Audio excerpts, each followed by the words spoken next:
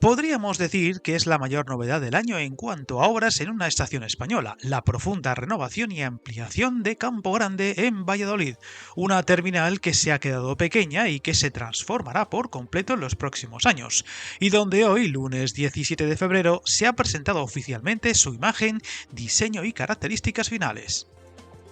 Ha sido el propio ministro de Transportes, Óscar Puente, el encargado de presentarlo en un acto en la ciudad, un proyecto de renovación completa en todos los frentes, edificio de viajeros, oficinas, andenes, la reordenación de la playa de vías, que asumirá un importante aumento de tráfico en los próximos años, e incluso el entorno, una estación que está pensada para esos mayores flujos de viajeros, incluso por encima de las estimaciones para el 2050, dado que en las últimas ampliaciones de estaciones en otros puntos del país, dichas estimaciones se han visto claramente superadas.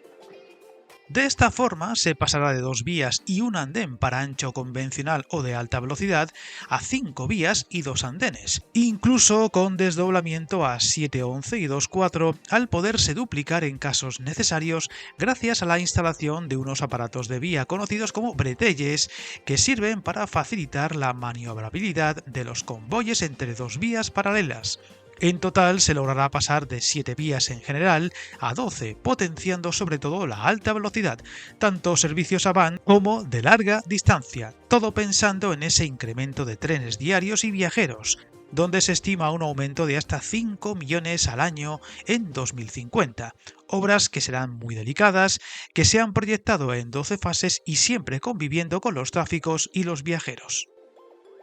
Viajar en tren nunca fue tan fácil. En trenes.com encuentra y reserva tus billetes de Renfe, Wigo, Irio y muchos otros países europeos. Vive experiencias únicas a bordo y recuerda, si vas sobre raíles, está en trenes.com. La principal actuación llegará con la construcción de un nuevo edificio de viajeros que ampliará de forma más que notable el espacio actual, adyacente al histórico. Su interior será diáfano, totalmente abierto, luminoso, cómodo y de fácil acceso y comunicación, siguiendo el ejemplo del nuevo vestíbulo de Chamartín, abierto hace escasos meses. Un nuevo edificio que será de 360 grados de fachada, sin parte principal o secundarias. Fachada que será una piel textil semitransparente y que hará aparte una labor de conexión entre dos lados de la ciudad, separados desde hace muchas décadas por las vías, mediante una plataforma de 180 metros de longitud y 12 metros de anchura que permitirá conectar la estación y la Plaza de Colón con la nueva barriada de Farnesio, el enorme solar que dejan los viejos talleres de Renfe y que debería comenzar a urbanizarse al mismo tiempo que se desarrollan los trabajos para construir la estación, que incluirá paso peatonal y de bicis, incluso haciendo las veces de mirador sobre la ciudad, contando con zonas de hostelería y terrazas. Una fachada que se ha modificado ligeramente para potenciar su aspecto y diferenciarla de otras estaciones del país, suavizando el impacto visual que provocaba el anterior diseño y jugando además con la iluminación nocturna. Otro detalle importante de esta actuación serán los edificios de oficinas y ferroviarios, situados junto a la estación de viajeros y que se modernizarán y pondrán al día, integrándolos en el entorno de la ciudad, sumando unos 5.000 metros cuadrados. También se construirá un nuevo gran parking de 4 plantas subterráneas con 605 plazas bajo el actual, dejándose la superficie como nueva plaza y zona de paso y verde de hasta 10.000 metros cuadrados, mientras que el edificio actual se protegerá por su carácter histórico, potenciando su aspecto y mejorando la marquesina para permitir un mayor paso de luz con nuevos lucernarios, así como mejores accesos. Unas actuaciones que llegarán después de la ampliación y la construcción del edificio nuevo y zonas adyacentes. Todo el proyecto supondrá una inversión de 253 millones de euros, con 43 meses para su ejecución y cuya licitación se espera esta misma semana para hacer posible el comienzo de las primeras obras en octubre de este año.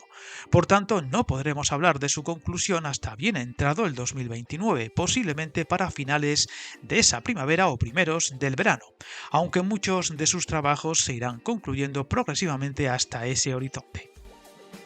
Aparte de lo que se va a hacer en la estación, se ha recordado lo que está por llegar o en ejecución y que afectarán directa o indirectamente a esta ciudad, como los trabajos de la U de Olmedo, la nueva estación y variante de mercancías en el este de la ciudad, clave para sacar todos los tráficos de este tipo de la ciudad,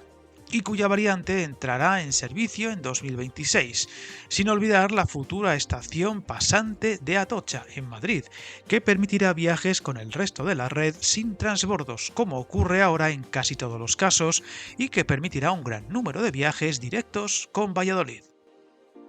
No podemos olvidar que, hablando de Pucela y el tren, no podía faltar la polémica que rodea la reclamación del soterramiento de las vías que dividen la ciudad en dos, donde su alcalde aseguraba estos días que siguen sin renunciar a esa reclamación y donde, aprovechando el acto de la nueva Campo Grande y la presencia del ministro, se ha realizado una concentración a las puertas del lugar del acto reclamando ese soterramiento que prácticamente se descartó por completo meses atrás por diversos motivos, como su alto coste y que te conté en un vídeo, además de la entrevista realizada al portavoz de la plataforma que pide esa obra y que tienes en el canal. Desde luego estaremos muy pendientes al devenir de estas obras de gran calado que cambiarán la movilidad de Valladolid capital y provincia, potenciando aún más su situación estratégica en el mapa ferroviario del país. Suscríbete al canal y recuerda, hasta el camino más largo se inicia con un primer paso.